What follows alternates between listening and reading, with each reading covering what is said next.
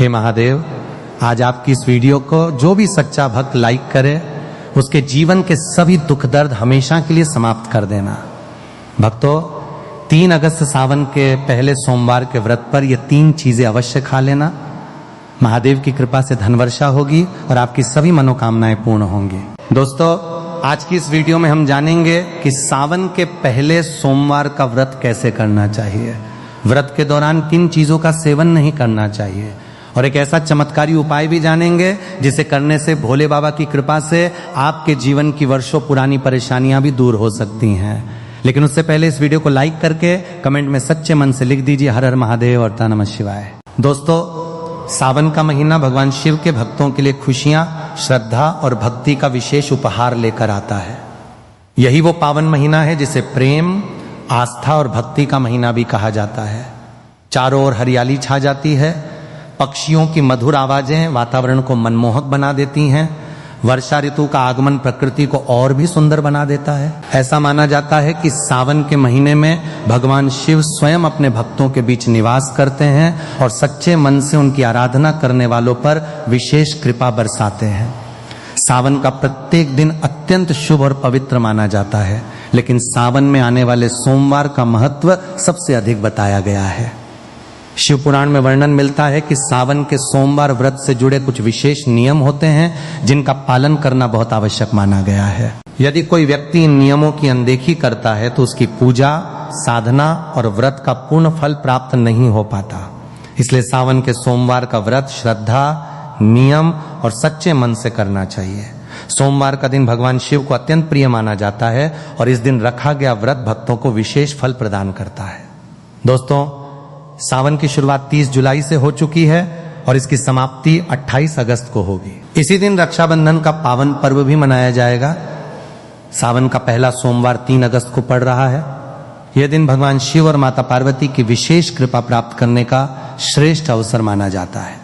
इस दिन कुछ विशेष चीजों का सेवन करना शुभ माना गया है, जिनके बारे में हम आगे विस्तार से बताएंगे। मान्यता है कि महादेव की कृपा से जीवन में चल रही धन संबंधी परेशानियां दूर हो सकती हैं और सुख समृद्धि के नए मार्ग खुल सकते हैं। इसके बाद दूसरा सोमवार 10 अगस्त को, तीसरा सोमवार 17 अगस्त को और सावन का अंतिम सोमवार 24 अगस्त को पड़ेगा।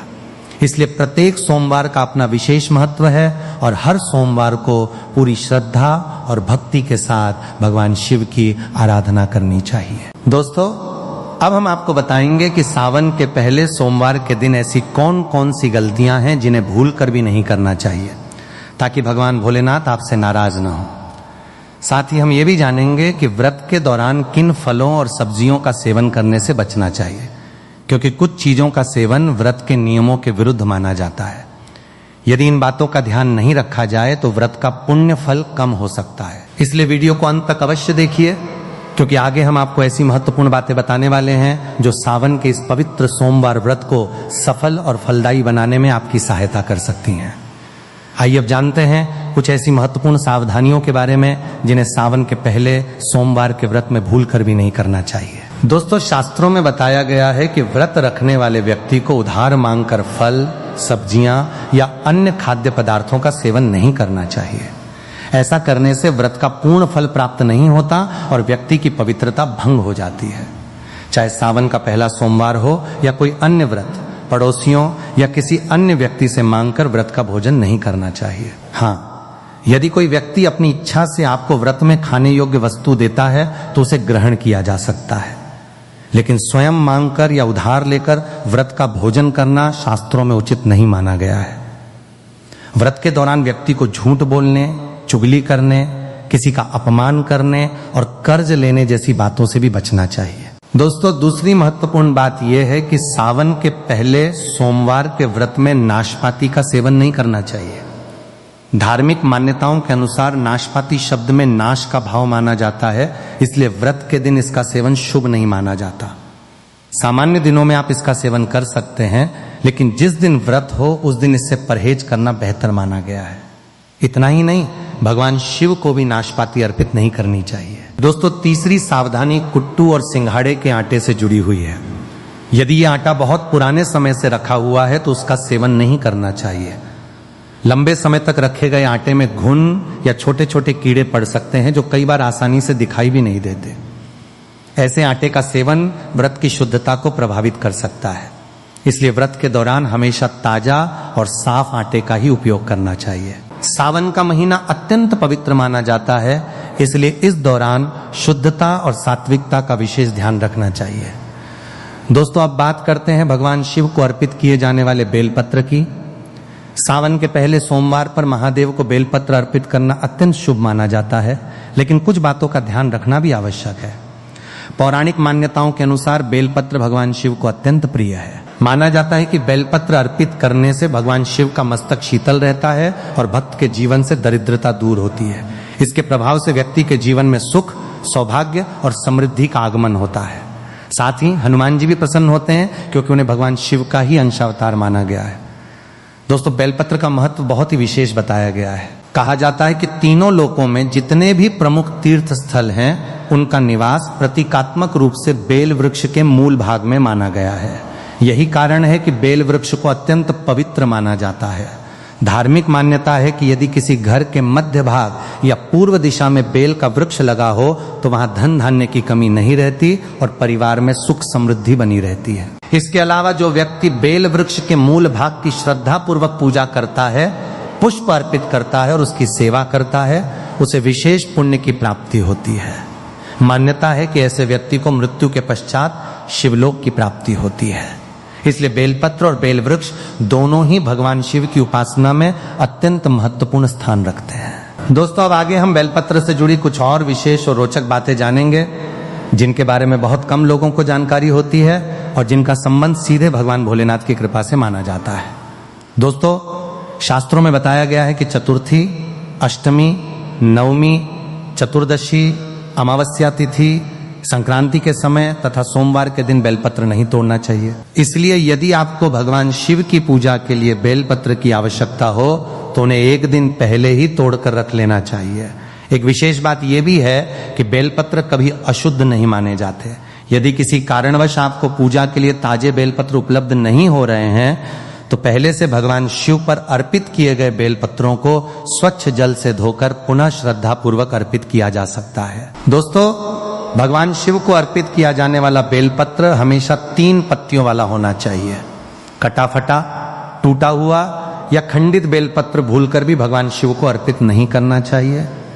धार्मिक मान्यताओं के अनुसार ऐसा करना उचित नहीं माना जाता, इसलिए पूजा में हमेशा साफ, संपूर्ण और अच्छी अवस्था वाले बेलपत्र का ही उपयोग करें। दोस्तों, अब बात करते हैं उन विशेष संकेतों की जिन्हें सावन के पहले सोमवार के दौरान अत्यंत शुभ माना जाता है। मान्यता है कि यदि किसी व्यक्ति को ऐसे कुछ शुभ संकेत दिखाई दें तो ये भगवान शिव की विशेष कृपा का संकेत माना जाता है। आइए जानते हैं इन संकेतों के बारे में।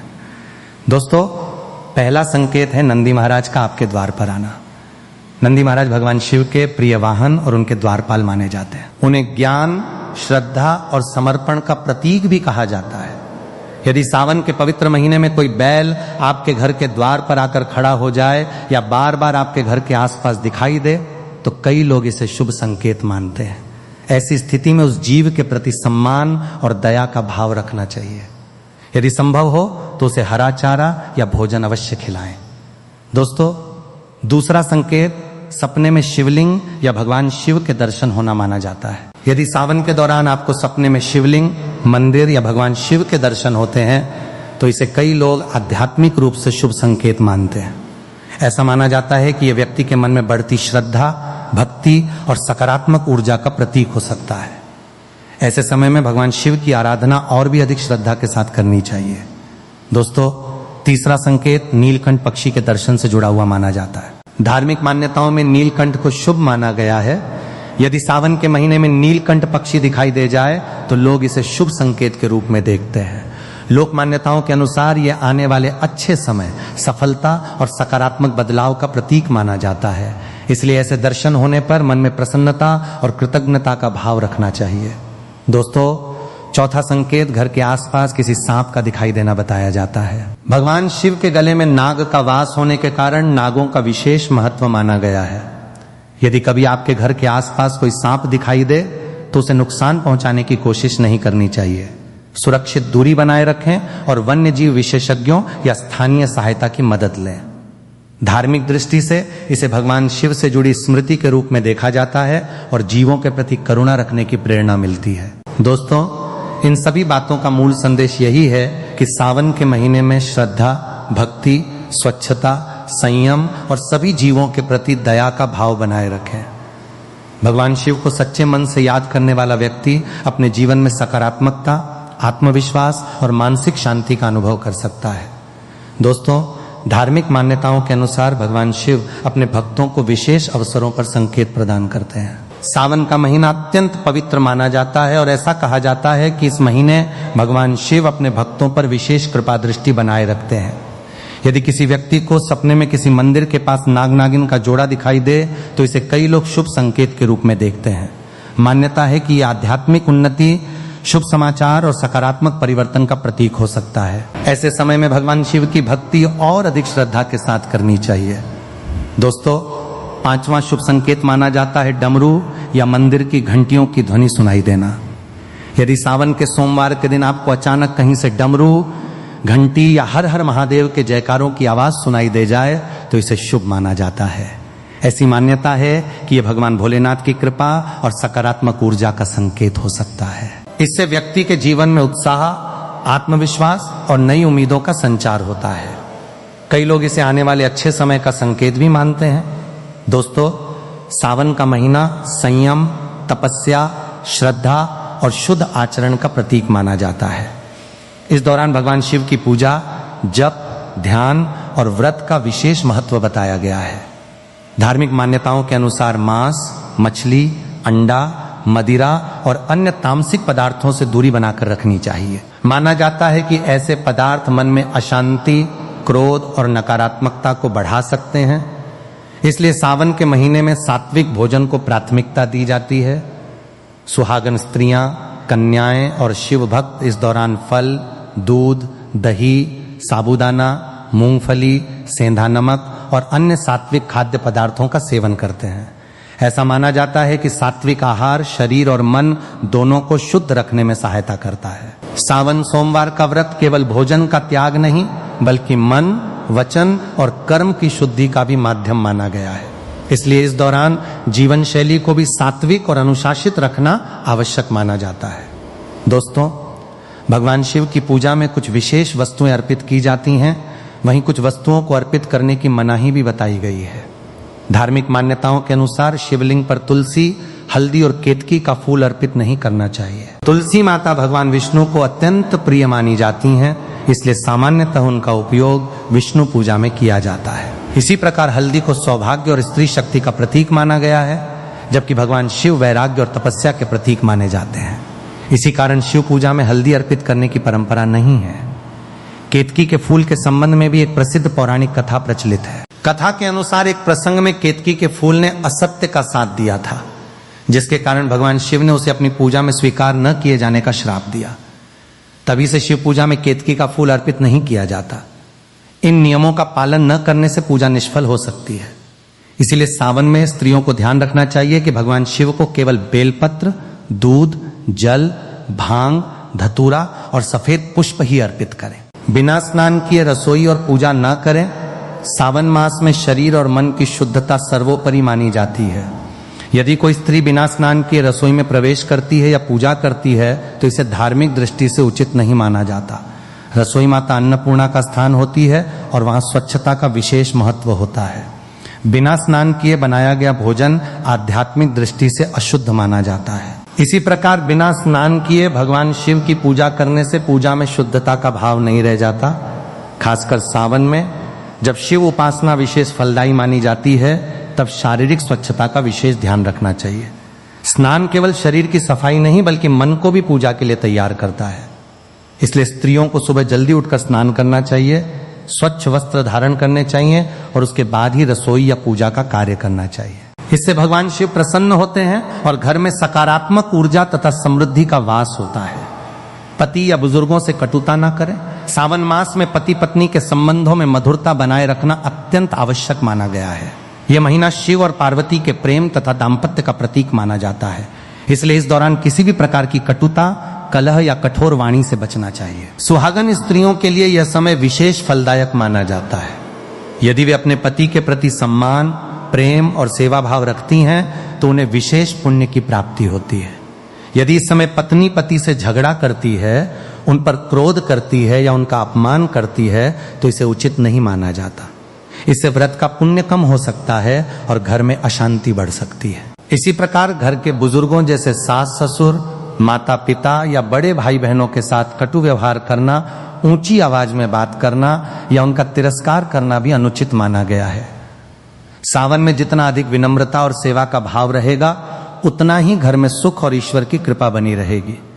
इसलिए स्त्रियां यदि पूरे मन से शिव पार्वती की तरफ प्रेम और सम्मान का भाव रखेंगी तो उनके जीवन में सौभाग्य बना रहेगा। शिव पार्वती की मूर्तियों के बीच दूरी न रखें।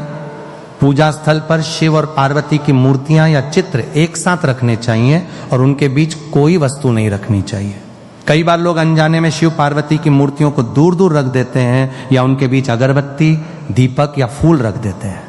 ऐसा करने से यह संकेत माना जाता है कि उनके बीच दूरी है, जो वैवाहिक जीवन में मनमुटाव का कारण बन सकती है। खासकर जब सुहागन स्त्रियां या कन्याएं शिव पार्वती की पूजा करती हैं, तब यह भाव अत्यंत महत्वपूर्ण हो जाता है कि उन्हें एक दिव्य युगल के रूप में देखा जाए। शिव पार्वती का मिलन प्रेम, त्याग, समर्पण और स्थिरता का प्रतीक माना जाता है। यदि पूजा के समय उनकी एकता को बाधित किया जाता है तो इससे पूजा का प्रभाव कम हो सकता है और रिश्तों में दूरी का संकेत भी माना जाता है। इसलिए ध्यान रखें कि दोनों मूर्तियां साथ रखी जाएं और एक दूसरे की ओर मुख किए हों। यह केवल पूजा की शुद्धता का ही नहीं बल्कि वैवाहिक सौहार्द और भावनात्मक एकता का भी प्रतीक माना जाता है। चलिए अब जान लेते हैं कि सावन में कौन सी ऐसी विशेष वस्तुएं हैं जिन्हें हर सुहागन स्त्री को अवश्य धारण करना चाहिए। मान्यता है कि इन्हें धारण करने से माता पार्वती और भगवान शिव शीघ्र प्रसन्न होते हैं तथा माता लक्ष्मी भी ऐसे घर में स्थायी निवास करती हैं। सबसे पहले आती है बिंदी। सावन में माथे पर लगाई जाने वाली बिंदी सौभाग्य, पवित्रता और तीसरी आंख का प्रतीक मानी जाती है। विशेष रूप से हरे, लाल या सिंदूरी रंग की बिंदी स्त्री के सौंदर्य को निखारती है और शिव पार्वती की कृपा का संकेत मानी जाती है। बिंदी को आज्ञा चक्र का केंद्र माना जाता है, जहां मन और ध्यान केंद्रित होता है। बिंदी लगाने से मानसिक शांति और एकाग्रता में वृद्धि होती है। सावन में हरे रंग की बिंदी पहनने से सुख शांति बनी रहती है और विवाह योग्य कन्याओं को योग्य वर प्राप्त होने के योग बनते हैं। दूसरा है सिंदूर। सिंदूर विवाहित स्त्रियों के लिए सौभाग्य का सबसे बड़ा प्रतीक माना जाता है। इसे मांग में लगाया जाता है और यह पति की लंबी आयु, प्रेम और समर्पण का प्रतीक होता है। सावन में हरे वस्त्रों के साथ लाल सिंदूर का मेल अत्यंत शुभ माना जाता है। यह श्रृंगार माता पार्वती को अत्यंत प्रिय बताया गया है। मान्यता है कि सावन में प्रतिदिन सिंदूर लगाकर शिव पार्वती की पूजा करने से वैवाहिक जीवन में प्रेम और मधुरता बनी रहती है। सिंदूर सकारात्मक ऊर्जा का भी प्रतीक माना जाता है। तीसरा है काजल। काजल आंखों की सुंदरता बढ़ाने के साथ साथ बुरी नजर से बचाने वाला भी माना जाता है।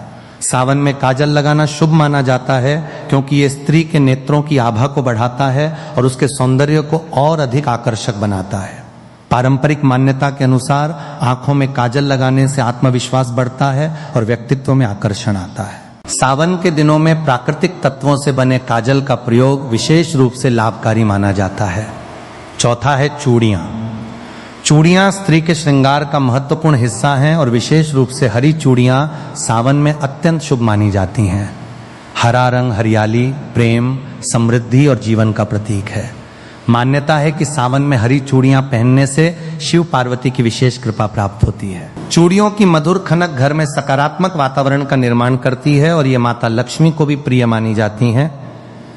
विवाह योग्य कन्याएं यदि सावन में हरी चूड़ियां धारण करें तो उन्हें योग्य जीवन साथी प्राप्त होने के योग बनते हैं।